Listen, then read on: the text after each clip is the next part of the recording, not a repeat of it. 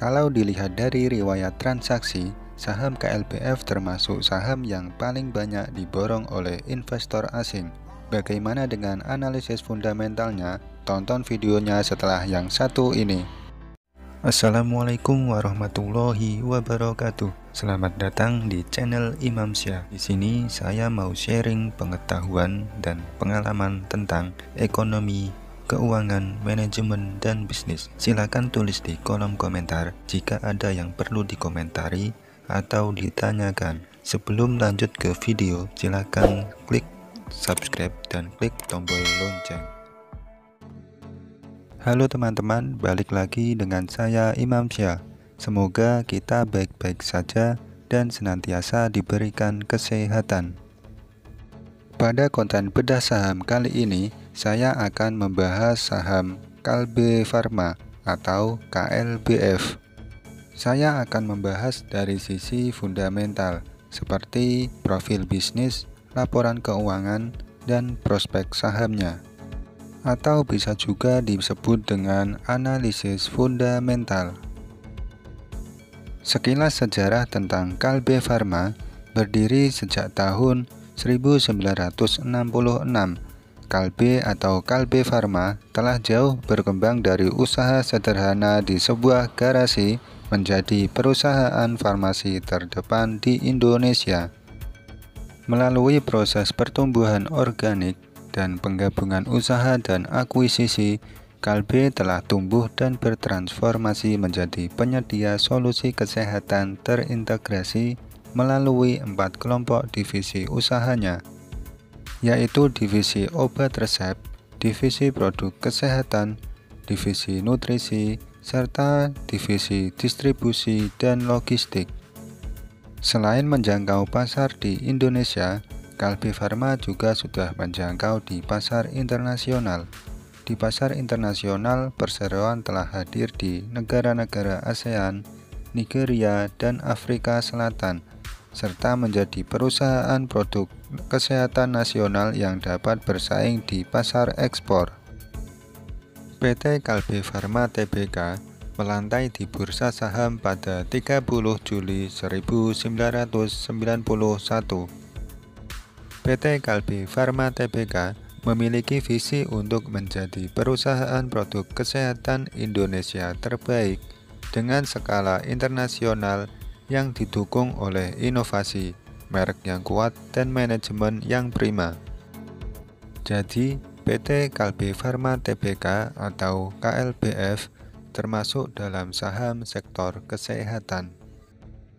Jajaran pimpinan perusahaan: Presiden Komisaris Bernadette Ruth Irawati Setaidi, Komisaris Lilis Halim Santoso Un, Ferdinand Arianto, Roni Hadiana, Luki Surjadi Slamet, dan Adi Harsono. Presiden Direktur Vijongtius, Direktur Jos Iwan Atma Jaya, Si Johan Bernardus Karmin Winata Mulyali. Komposisi pemegang saham per 30 September 2021, Gira Sole Prima PT 10,290%, Santa Seha Sanadi PT 10,060%, Ladang Ira Panen PT 9,780%, Dipta Nala Bahana PT 9,500%, Lukasta Murni Cemerlang PT 9,470%, Bina Arta Karisma PT 8,500%, masyarakat umum atau publik 42,395%. Per tanggal 30 September 2021, market cap atau nilai kapitalisasi pasar Kalbe Pharma adalah sebesar 76,41 triliun.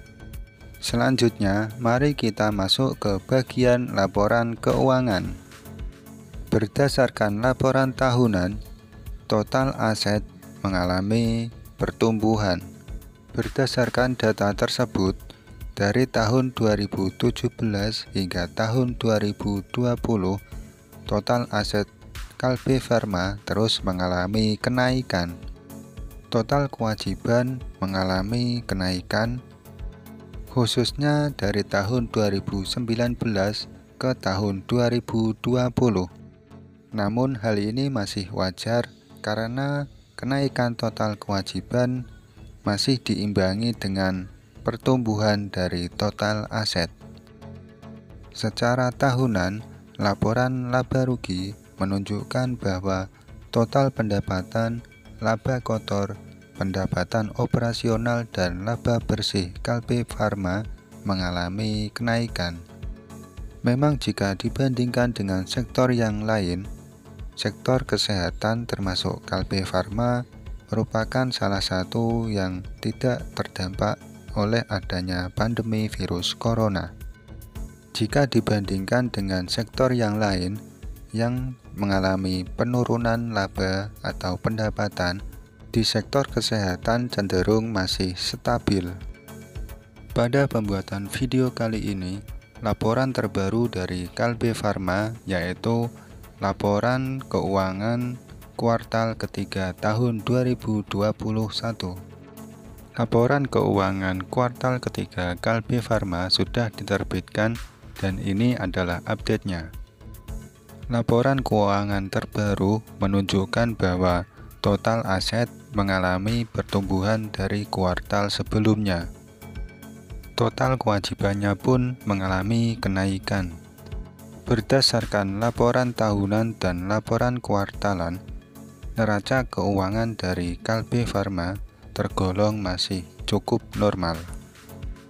Berdasarkan laporan triwulanan atau kuartalan, total pendapatan dan laba mengalami pertumbuhan.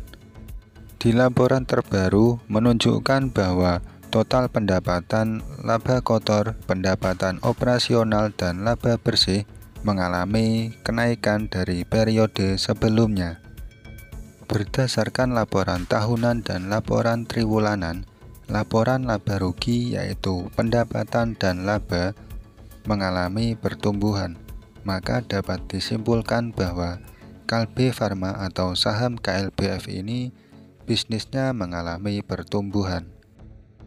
Selanjutnya mari kita lihat indikator statistik kunci atau key statistiknya.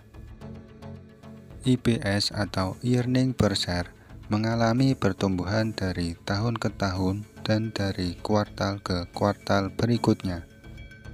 Earning per share 65, dividen per share 34, book value per share 396. Likuiditas cash ratio 169,83%, quick ratio 302,24%, dan debt equity ratio 23,02%.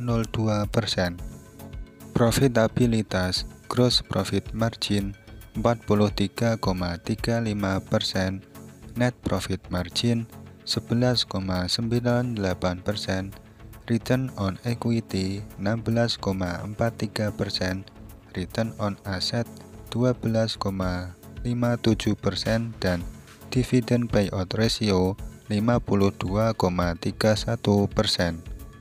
Valuasi price book value 4,11 kali, PER atau price earning ratio 25,05 kali, dan dividend yield 2,09%. Jika dilihat berdasarkan indikator earning, profitabilitas, dan likuiditas, bisnis model ini cukup sehat dan bisnisnya bertumbuh. Namun jika dilihat dari segi valuasi, harga saham KLBF tergolong harga yang sudah mahal, khususnya dilihat dari sisi PER dan PBV. Coba kita lihat riwayat pergerakan harga saham KLBF. Pada hari Jumat tanggal 5 November 2021, harga saham KLBF ditutup di harga 1.630. Ini adalah pergerakan harga saham KLBF selama 1 tahun, cenderung fluktuatif atau sideways. Ini adalah pergerakan harga saham KLBF selama 5 tahun terakhir, cenderung fluktuatif atau sideways, pernah menyentuh di harga bawah 800-an dan menyentuh harga tertingginya sekitar 1.800-an. Ada sedikit informasi tambahan buat teman-teman, mungkin ini di luar sisi analisis fundamental, bahwa kemarin saya melihat di riwayat transaksi adanya pembelian yang cukup besar oleh investor asing di saham KLBF. Bahkan pada minggu kemarin ada sumber yang menyebutkan bahwa pembelian investor asing di saham KLBF merupakan yang tertinggi dibandingkan saham yang lainnya di pasar modal Indonesia. Selanjutnya, bagaimana prospek dari saham KLBF ke depan? Berdasarkan model bisnis dan laporan keuangannya, saham KLBF atau PT Kalbe Farma Tbk prospeknya ke depan masih cukup baik. Apalagi sektor kesehatan, produk-produknya untuk saat ini dan ke depan dibutuhkan oleh masyarakat. Saham KLBF juga termasuk dalam indeks-indeks pilihan seperti LQ45, JII, ISSI, IDX 30, dan lain-lain. Kalau menurut teman-teman, bagaimana prospek dari saham KLBF ini? Tulis ya di kolom komentar. Selanjutnya, teman-teman juga bisa menonton video konten bedah saham di channel ini, linknya ada di kanan atas. Untuk teman-teman yang masih pemula banget dan baru mau mulai belajar saham, kalian juga bisa belajar di playlist yang ini, linknya ada di pojok kanan atas. Oke teman-teman, sampai sini dulu video kali ini. Sampai jumpa di video selanjutnya. Jangan lupa like dan subscribe ya. Wassalamualaikum warahmatullahi wabarakatuh.